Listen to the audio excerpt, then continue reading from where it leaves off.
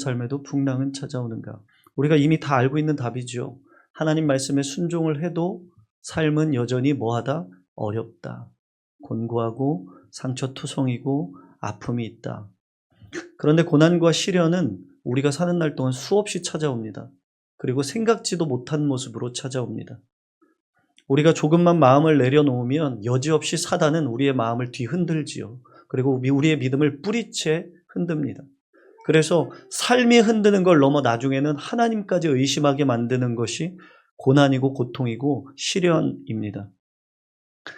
삶의 다양한 방법으로 고난과 시련이 찾아오죠. 그런데 인정하고 싶진 않지만 이 고난과 시련은 우리 인생에 뗄래야 뗄 수 없는 문제라는 겁니다. 우리의 삶에 감사와 기쁨이 있는 것처럼 동전의 양면처럼 꼭 고난과 시련도 항상 함께합니다.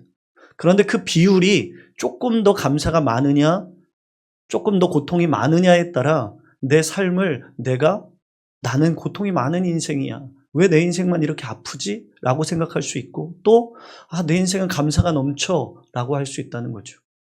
사실 가정들을 겉은 멀쩡해 보이지만 가정들을 들여다보면 멀쩡한 가정이 사실 거의 없습니다.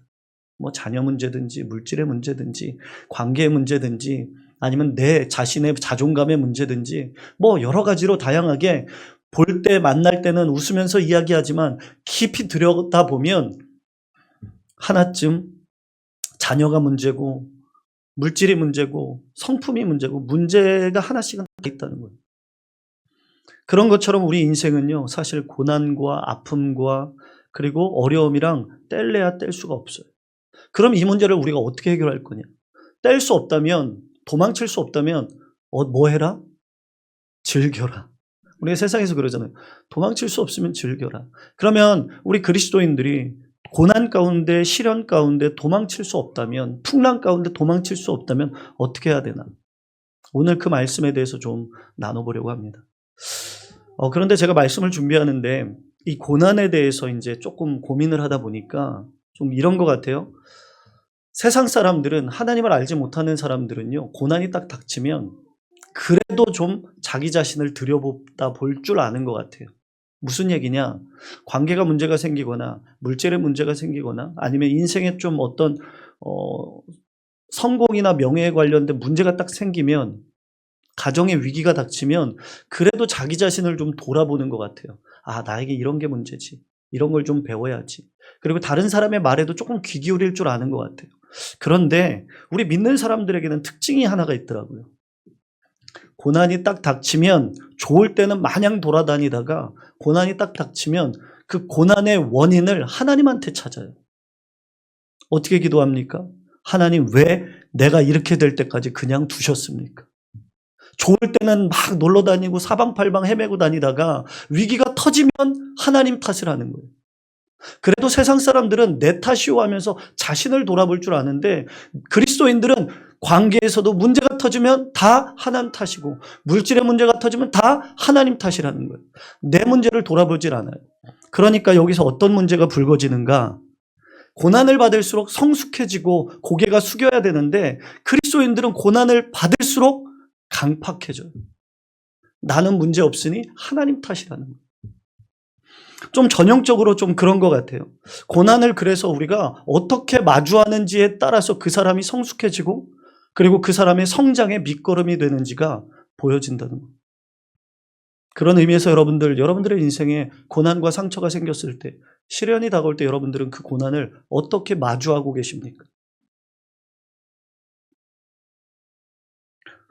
그리고 한 가지 더 우리 믿는 사람들이 고난이 닥칠 때 시련이 닥칠 때 어려운 문제가 하나 더 있어요. 그건 뭐냐면 나는 분명 말씀 안에 순종한다고 했는데 어려움이 찾아오는 거예요. 열심히 예배했고 기도했고 헌신의 자리에 있으면 열심히 하나님을 위해 헌신했고 열심히 하나님을 위해 살았는데 여전히 내 인생은 내가 계획한 대로 흘러가지 않더라는 거예요. 고난의 연속인 거예요. 아마 이 자리에도 그런 분 계실 거예요. 오늘도 나오기 싫은데 힘든데 차라리 쉴까 말까 고민하다가 하나님 앞에 나왔어요. 그리고 나왔으면 말씀을 통해 위로되고 그래 뭔가 될 것 같아요. 그래서 교회 밖을 나서면 변화된 게 하나도 없죠. 문제는 여전히 고스란히 그대로 있어. 나를 괴롭게 하고 힘들게 합니다. 그럴 때 어떻게 해요? 낙심이 돼요. 그러면서 기도하게 되는 거예요. 하나님, 도대체 나를 왜 이렇게 힘들게 합니까? 나 열심히 하잖아요. 말씀에 순종하고 살잖아요. 그런데 도대체 왜 내 인생만 이렇게 어려움이 찾아오는 겁니까? 그래서요, 사실 고난 앞에서 믿지 않는 자들보다 믿는 자들이 더 어려운 것 같아요. 이중고예요, 이중고. 그런데 우리와 크게 다르지 않는 사람들의 삶의 모습이 제자들에게도 나타나요. 예수님과 동행하는 제자들에게서. 35절. 그날 저물 때에 제자들에게 이르시되 우리가 저편으로 건너가자 하시니. 예수님이 제자들에게 배를 타고 갈릴리 호숫가를 건너가자고 말씀하십니다. 그 말씀에 제자들이 배를 띄워서 예수님과 함께 건너가려고 하죠. 36절. 그들이 무리를 떠나 예수를 배에 계신 그대로 모시고 가매 다른 배들도 함께 하더니. 그러니까 제자들은 지금 뭐예요? 제자들의 잘못이라고 한다면 어떤 게 잘못이에요? 순종한 죄밖에 없는 거예요. 예수님이 건너가자 하시니 배를 띄웠어요. 얼마나 순종 잘한 겁니까? 그렇죠? 순종한 거예요. 그러면 우리가 생각할 때 우리의 믿음의 상식으로는 순종하면 어떻게 해야 돼요? 잘 돼야 돼요. 추진력을 단 것처럼 자녀도 잘 되고 사업도 잘 되고 물질도 잘 되고 성공과 명예도 따라오고 다 잘 돼야 돼요. 그런데 무슨 일이 벌어집니까? 우리의 상식과는 다르게 37절. 큰 광풍이 일어나며 물결이 배에 부딪히며 물이 배에 가득하게 되었더라. 주님의 말씀에 순종함으로 배를 띄웠는데 배가 목적지에 닿기도 전에 큰 광풍이 일어나서 물이 내 인생으로 들어차는 거예요. 예배도 열심히 하고 말씀도 열심히 보고 그 말씀에 순종하려고 얄미운 남편, 얄미운 아내한테 한 번 더 사랑하고 손 내밀고 감싸주면서 자꾸 가정 얘기하면 우리 가정 얘기하는 것 같은데 아니라고요. 여러분들 가정 얘기하는 거예요. 왜 표정들이 우리 가정은 안 그런데 목사님네 가정은 맨날 저런 것 같아. 그게 아니라 여러분들 나랑 같이 사는 남편 다 마음에 들어요? 다 대답 안 하시잖아요. 이거 봐. 내 아내 다 마음에 들어요? 아멘. 내 자식 다 마음에 들어요? 안 그렇거든요. 속으로 대답하세요. 서로 시험 들어요. 안 그렇거든요. 하나님 내게 순종하고 정말 봉사도 하면 내 배가 안전하게 내가 원하는 곳으로 흘러가야 되는데 바람이 불고 풍랑이 들이차고 물이 들이차면 뒤집힐 위기에 놓이면 얼마나 우리가 힘에 겹습니까? 근데 이 말씀 가운데 중요한 게 뭐예요? 예수님의 말씀에 순종하고 배를 띄웠는데 순종함으로 가는 도중에 뭘 만났다는 거예요? 고난을 만난 거예요. 풍랑을 만난 거예요. 우리 인생이 그래요. 우리 인생이. 만약에 순종을 잘해서 풍랑을 안 만날 수 있다면 정말 우리 정말 더 열심히 하지 않겠어요. 그렇죠? 근데 왜 우리가 때로는 뺀질거리기도 하고 열심을 다하지도 않고 밖에 나가 놀다 오고 그래요? 살아보니 열심히 해도 고난은 온다. 근데 중요한 건 뭐예요? 어떻게 그걸 대하느냐는 거예요. 그 고난을 여러분들은 지금 어떻게 대하고 있느냐는 거죠. 지금 제자들이 건너고자 하는 갈릴리 호수는 제자들이 과거에 날마다 배를 띄워서 고기를 잡던 삶의 터전이었습니다. 삶의 터전이면 얼마나 전문가겠습니까? 갈릴리 호숫가의 전문가들이 제자 가운데 있었어요. 그곳에서 그들은 수많은 풍랑과 바람을 맞이했고 파도를 이기며 자기가 먹고 살았어요. 그들은 기상변화와 파도도 잘 아는 사람들이었죠. 그런데 그에게 생각지도 못한 광풍이 몰아친 거예요. 인생에 물이 넘치게 된 거예요. 그때 제자들이 우왕좌왕하기 시작합니다. 두려워하기 시작해요. 왜 두려울까요? 아는 사람이 더 무서운 거예요. 바다를 아니까 이 정도 바람이 불면 진짜 이건 죽는 거다 하는 거예요. 그러니까 더 두려운 거예요. 하늘이 보이지가 않는 거예요. 내 상식과 내 경험과 내 노하우가 겪어보니 고통스러운 걸 아니까 조금만 풍랑이 불어도 우리는 두려워서 벌벌 떠는 거예요. 우왕좌왕하는. 거기다 한 가지 더. 제자들에게는 기대감이 있었을 거예요. 어떤 기대감? 그래, 지금 마가복음 4장이 되기 전에 주님은 나병 환자나 손 마른 자나 중풍병자를 고치셨단 말이에요. 그리고 놀라운 복음의 메시지를 전했어요. 그 말씀을 들었으니 이제 그런 주님이 배를 띄우라고 하니 우리 삶에 안전하겠지, 어렵지 않겠지 하는데 배가 들이닥치니까 내 기대가 무너지는 거예요. 내 기대가 깨지는 거죠. 그러니까 더 무서운 거예요. 그런 경험 없으세요? 기도하고 하나님이 하라고 하는 것 같아서, 사인을 주시는 것 같아서 했는데 역경투성인 거예요. 그럴 때마다 어떤 마음이 들어요? 하나님, 이 길이 맞을까요?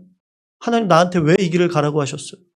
그리고 그러다가 더 해결 안 되면 나중에는 울며 불며 이제 하나님한테 따지기 시작하는 단계까지 가죠. 지금 제자들이 그런 거죠. 금방이라도 배가 뒤집힐 것 같은 불안함과 염려가 제자들의 마음에 확 사로잡힌 거예요.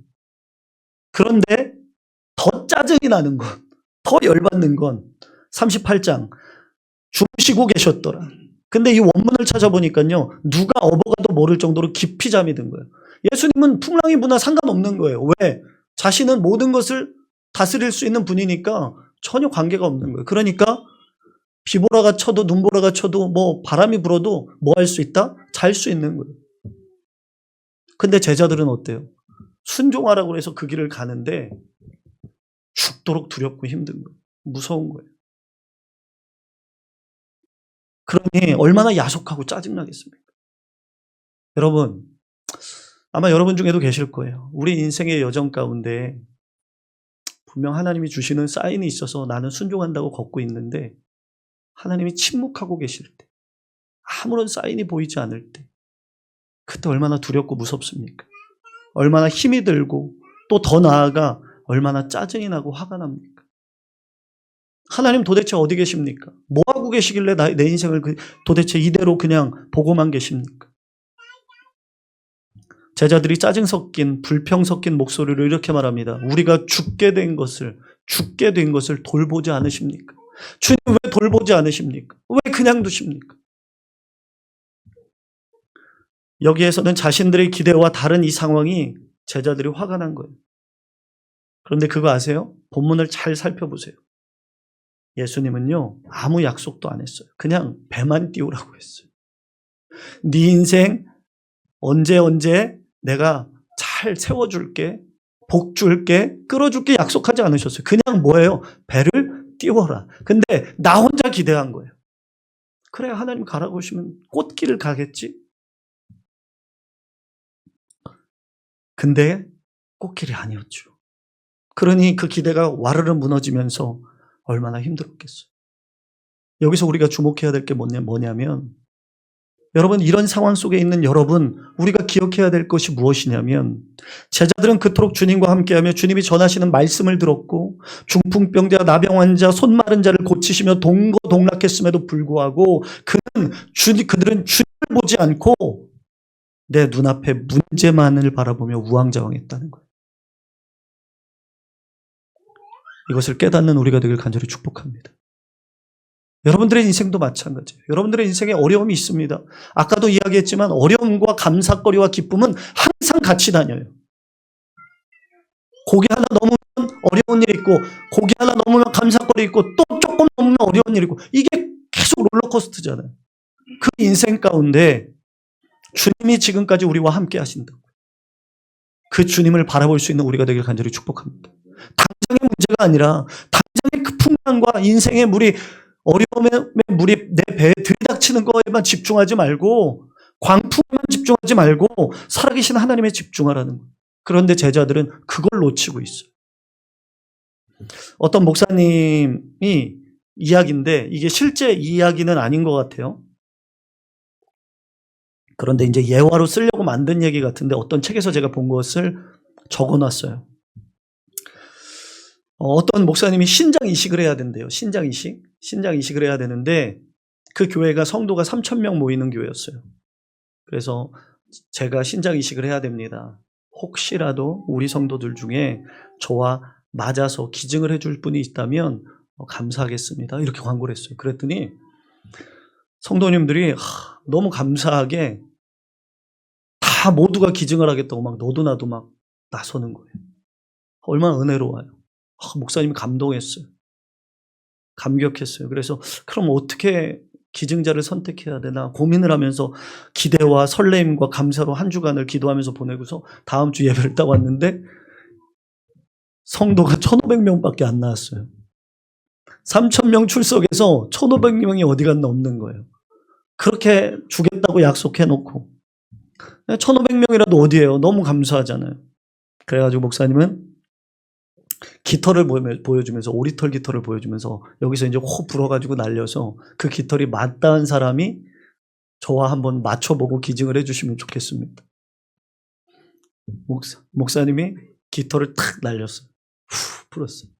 그랬더니 이 깃털이 장로님 쪽으로 슬금슬금 가는 거예요. 선임 장로님 쪽으로.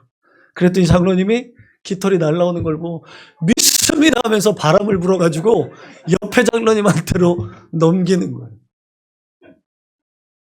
그때부터 교인들이 은혜가 충만해져서 거센 바람으로 믿습니다를 연발하면서 깃털이 날리고 날리다가 결국엔 바닥에 떨어졌다는 얘기예요.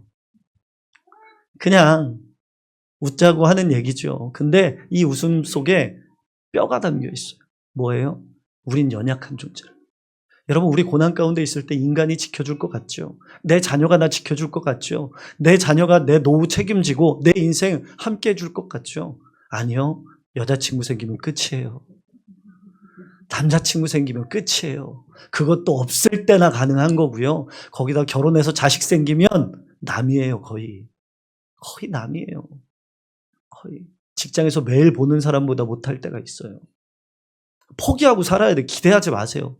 우리가 기대할 건 누구예요? 하나님이에요. 오직 주고 사는 하나님. 우리가요, 연약한 존재라는 걸 인정할 줄 알아야 돼요. 그때부터가 시작인 거예요. 하나님 앞에서 내가 믿음을 고백하고 내가 믿노라 하겠노라 다짐하고 결단하지만 사실 현실이라는 광풍이 불어닥치면 우리는 여지없이 무너져요. 지금 배안의 제자들이 그런 그들의 모습을 보며 예수님이 지금 뭐라고 하는 거예요? 아주 유명한 말씀을 하시잖아요. 힘들어하고 두려워하고 우왕좌왕하는 그들에게, 저와 여러분들에게, 오늘도 여전히 비틀거리고 이걸 어떻게 해결해야 되나 고민하는 저에게 이렇게 말씀하시는 거예요. 왜 무서워하냐? 왜 무서워하냐? 왜 믿음이 없냐? 도대체 왜 믿음이 없냐? 제자들은 정작 주님과 함께 있으면서 주님의 능력을 보았음에도 들었음에도 믿지 못하고 두려워하고 있는 그들을 주님이 꾸짖고 있는 거예요. 두려움은 주님에 대한 불신에서부터 시작되는 거예요. 어려움과 고난 앞에 갈등은 주님에 대한 온전한 믿음이 없기 때문에 갈등되는 거예요. 우리들의 삶에도 광풍과 같은 어려움이 찾아올 때가 있습니다. 내가 감당하지 못할 물이 들어찰 때가 있어요. 생각지도 못했던 질병이나 경제적 어려움이나 괜한 오해로 인간관계가 깨질 때도 있고, 내가 헌신하지만 헌신할 때 더 상처받기 때문에 어려움도 있어요. 제자들이 예수님과 함께 한 그곳에서 광풍을 만난 것처럼 예수를 믿지만 우리도 우리의 인생에 순종하지만 광풍을 만날 때가 있다는 거예요. 하지만 중요한 건 뭐예요? 그럼에도 불구하고 우리의 시선이 광풍에만 머무는 것이 아니라, 들어차는 물에만 머무는 것이 아니라, 나를 구원하시고 전능하신, 나를 위해 오늘도 일하고 계신 그 주님께 우리의 시선을 고정시킬 수 있는 저와 여러분들이 되길 간절히 축복합니다. 맥스 루케이도의 하나님이 캐스팅한 사람들이라는 책이 있어요. 하나님이 캐스팅했다는 건 하나님이 쓰신 사람들이라는 의미이지요.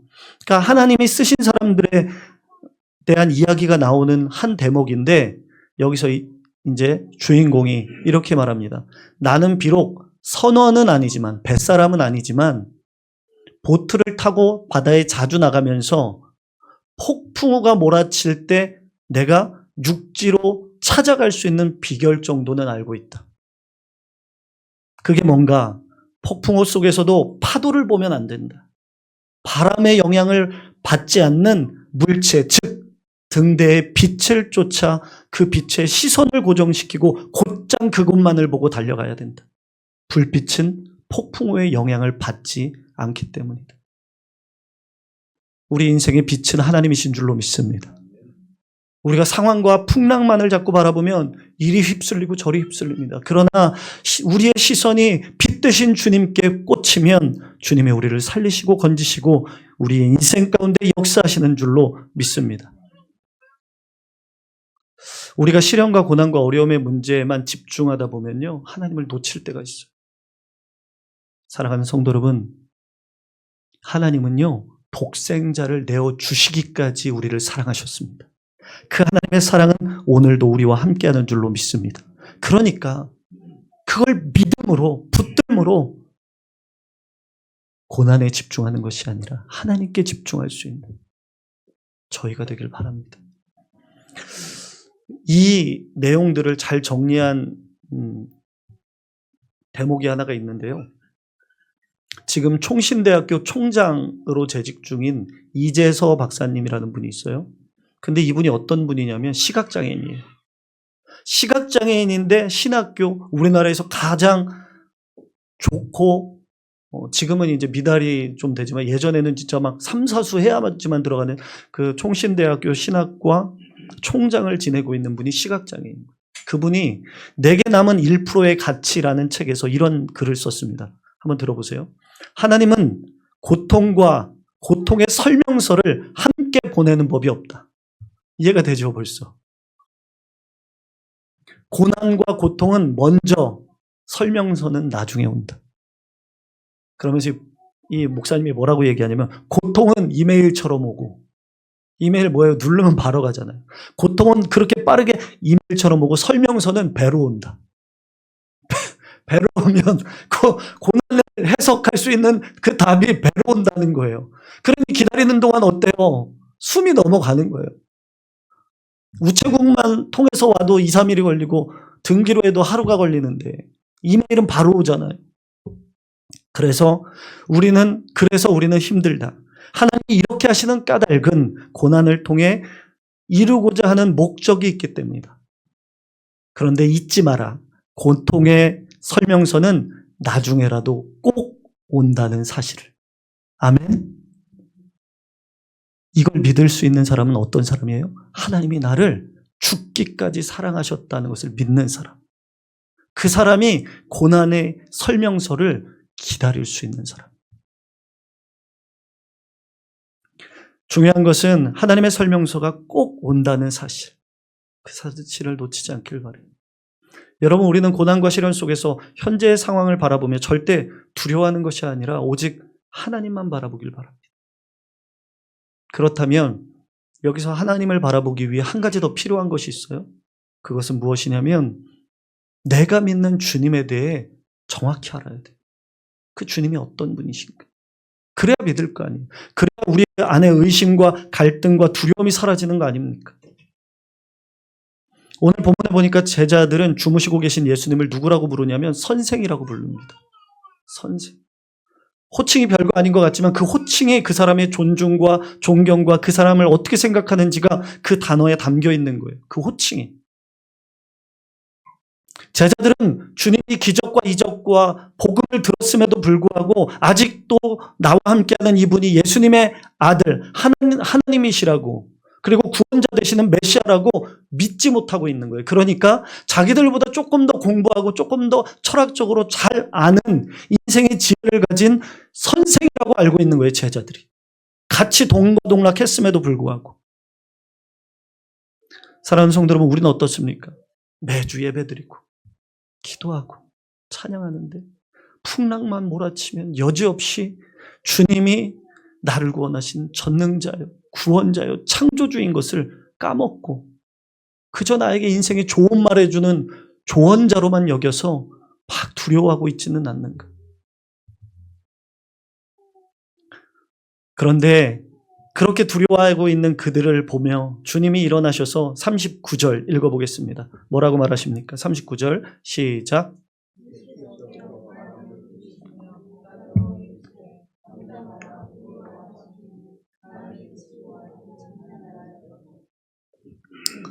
바람과 파도를 말씀으로 잠잠케 하시는 예수님의 능력과 권능을 지금 목격하고 죽음의 위기 가운데 목격하고 그가 누구이기에 바람과 바다도 순종케 하는가라고 고백합니다. 그러니까 보세요. 마가복음 지금 4장 앞쪽을 보면 다 제자들이 고통받았던 게 아니라 남이 고통받는 걸 주님이 고쳐주는 걸 보면서 지내왔어요. 근데 정작 이게 내 문제가 되니까 달라지는 거예요. 믿질 못하는 거예요. 의심하게 되는 거예요. 그런데 눈앞에 내 문제를 하나님이 해결하시는 걸 볼 때 비로소 그가 하나님이시라고 고백하고 있는 거예요. 사랑하는 성도 여러분, 고난이 오히려 하나님을 더욱더 바라보게 만드는 축복인 줄로 믿습니다. 여러분, 고난 중에 우리의 시선이 하나님께 더욱더 맞닿을 수 있어요. 인간적으로 생각해 보자고요. 정말로 내 삶에 어려움이 없고 풍랑이 없고 평탄하면 정말로 내가 주님만 오직 바라보고 오직 주님께 의지할 수 있다고 고백할 수 있는 분 몇이나 있을까요? 고난도 때로는 어렵지만 하나님을 더욱더 바라보게 만드는 통로라는 것을 놓치지 않기를 바랍니다. 그래서요, 그들은 뭐라고 얘기합니까? 그들이 두려움 가운데 깨달은 거예요. 예수님이 하나님의 아들이라는 것을. 성도 여러분, 고난 앞에 내가 왜 두려운 겁니까? 왜 그렇게 염려하는 겁니까? 왜 미리 근심하는 겁니까? 그리고 왜 내 계획대로 안 풀린다고 그렇게 한탄하는 겁니까? 주님이 누구신지 모르시기 때문에 그래요. 여러분, 주님이 한 번 움직이잖아요. 내가 10년 기다렸던 거 한 방이더라고요. 내가 5년 준비한 거 한 번에 하나님은 해결하시더라고요. 중요한 건 내 시선이 지금 어디를 바라보고 있느냐가 중요한 거지, 매일매일 고통 중에 그거 가지고 전전긍긍한다고 해결나지 않더라고요. 사랑하는 성도 여러분, 나와 함께 하시는 분, 내가 믿는 분이 어떤 분이십니까? 창조주이십니다. 생사와 복을 주관하시는 전능하신 분이십니다. 그 하나님이 저와 여러분들의 하나님 아버지이신 줄로 믿습니다. 그걸 믿으면 이런 고백을 할 수 있는 거예요. 로마서 5장 4절에서 5절. 우리가 환난 중에도 즐거워하나니 이는 환난은 인내를, 인내는 연단을, 연단은 소망을 이루는 줄 알미로다. 소망이 우리를 부끄럽게 하지 아니함은 우리에게 주신 성령으로 말미암아 하나님의 사랑이 우리 마음에 부은 바 됨이니. 하나님의 성령이, 내가 믿으면 성령이 내 마음에 사랑을 깨닫게 하셔서 어려움과 두려움과 염려를 몰아내게 하신다. 오히려 즐겁게 이겨낼 수 있다고 고백하는 거 아닙니까? 그런 은혜가 우리 가운데 있기를 간절히 축복합니다. 유석경 전도사님이라고 있어요. 이분이 이제 암투병을 하다가 지금은 소천하셨는데, 이분이 쓴 당신은 하나님을 오해하고 있습니다라는 책이 있어요. 그 책에 보니까 이런 얘기가 나와요. 이 유석경 전도사님이 너무 아끼던 강아지가 있어요. 우리 강아지 키우는 분들 계시죠? 거의 가족이거든요, 강아지는 사실. 때론 자식보다 나을 때가 있어요. 왜냐하면 늦게 들어오는 아빠를 자식은 자는데, 코 골면서 자면서 맞이하지 않는데 우리 강아지만큼은 와서 이쁜 짓 하고 막 맞이하잖아요. 그렇죠? 그래서 키워본 사람은 알거든요. 그 강아지가 얼마나 예쁜지. 근데 문제는 강아지가 수술 한번 하려고 하면 거액이 들어가요. 그렇죠? 고양이도 그렇고 강아지도 그렇고. 이 유석경 전도사님도 그 사법고시를 준비하던 시절이었어요. 신학 공부하기 전에. 그러다 보니까 고생을 하면서 돈 없이, 이제 물질 없이 고시원에서 공부를 하다 보니까 이 병원비가 너무 부담스러운 거예요. 근데 어떻게 해요? 가족인데. 여기저기 빌려서 부담스럽지만 병원비를 마련을 해서 몇백만 원 마련해서 강아지를 병원에 데려가서 수술을 맡겼어요. 그리고 병원에서 연락이 왔어요. 수술이 잘 됐다고. 회복 중에 계신다고. 우리 막내 회복 중에. 그 얘기를 듣자마자 수술이 끝난 지 얼마 안 돼서 공부해야 될 시간이 부족함에도 불구하고 가는 데만 2시간, 또 좋은 병원에 입원을 시킨 거예요. 가는 데만 2시간, 왕복 4시간인데 그래도 어떻게 해요? 우리 막내가 수술 받은 거나 마찬가지인데. 그래서 병원을 막 울며불며 갔어요. 딱 갔더니 평소 때는 꼬리를 흔들면서 그렇게 좋아하던 강아지가요, 수술을 받고 나서 자기를 탁 보더니 고개를 휙 돌리더래요. 그러면서 유석경 전도사님이 이렇게 얘기해요. 아마도 강아지가 수술의 아픔을 경험하면서 주인이 자신을 버렸다고 느꼈다는 거예요. 느낀 것 같다는 거예요. 그러니까 맨날 헥헥거리고 꼬리 흔들던 이 아이가 이거 10분을 보기 위해 2시간을 달려온 나를 이렇게 냉대한 하고 있는 거 아닌가. 모르니까 주인의 마음을. 그러면서 이 유석경 전사님 눈물이 핑 돌았대. 그러다가 이제 나중에 이 유석경 전사님이 암투병을 할 때 이 강아지 사건이 기억이 나면서 이런 고백을 해요. 내 인생에 어떤 시점에서라도 하나님은 날 만지시고 계셨구나. 그런데 내 입장에서는 그 강아지처럼 하나님이 지금 일하고 계시고 만지고 계시고 회복시키고 계시다는 걸 나는 몰랐구나. 그래서 나는 어려움만 처하면 하나님께 원망하고 불평하고 투정했구나 라는 걸 깊이 깨닫게 되었대. 의미가 있는 이야기라고 생각합니다. 우리는 여러분 고난 그리고 광풍의 시선을 빼앗기면 하나님이 나를 위해 지금도 일하고 계시고 얼마나 애쓰고 계시는지를 우리는 잘 알지 못하는 것 같아요. 그런데 여러분 잊지 마십시오. 어떠한 순간에서도 하나님은 절대로 내 손을 놓지 않으십니다. 놓지 않으셔요. 성도 여러분, 그리스도인들이 어떤 사람일까요? 하나님의 사람이 어떤 사람일까요? 저는 하나님의 사람은 고난에 쉽게 흔들리지 않는 사람이라고 생각합니다. 왜 그러냐면 여러분 마라톤 선수가요. 장거리 마라톤 할 때 선수가 날씨 좋은 날 훈련하고 궂은 날은 훈련 안 합니까? 그렇지 않아요. 날씨가 좋으나 궂으나 어떠한 환경에서라도 선수는 뛰는 거예요. 고난이라는 것도 마찬가지예요. 여러분 우리 인생에 뗄 수 없어요. 피할 수 없고 도망칠 수 없어요.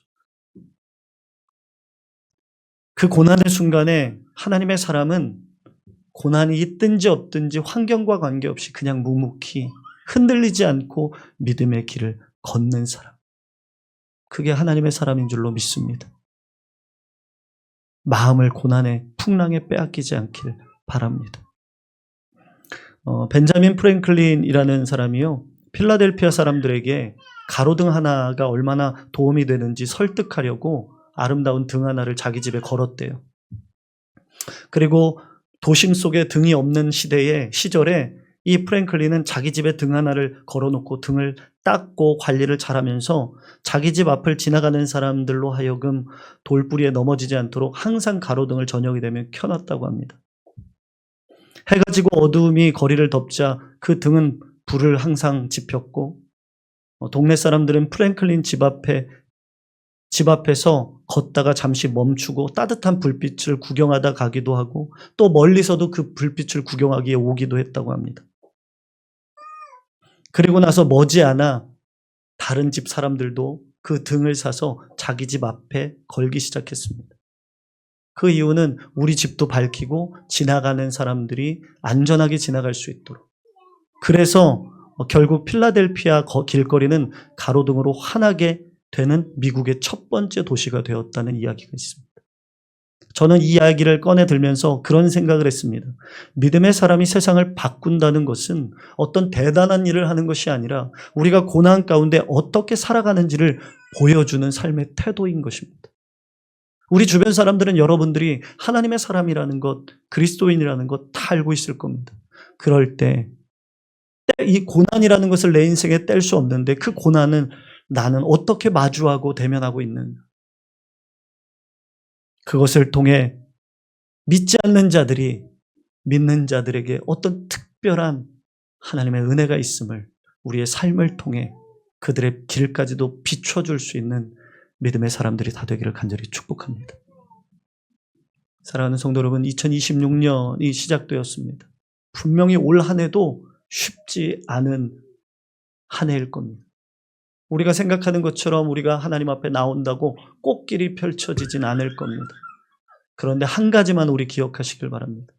하나님은 절대 내 손을 놓지 않으십니다. 그리고 여전히 오늘도 일하고 계십니다. 그러기에 우리의 시선을 하나님께 고정시키고 내 인생에 들이닥치는 풍랑을 넉넉히 이겨낼 수 있는 저와 여러분들이 되기를 간절히 축복합니다.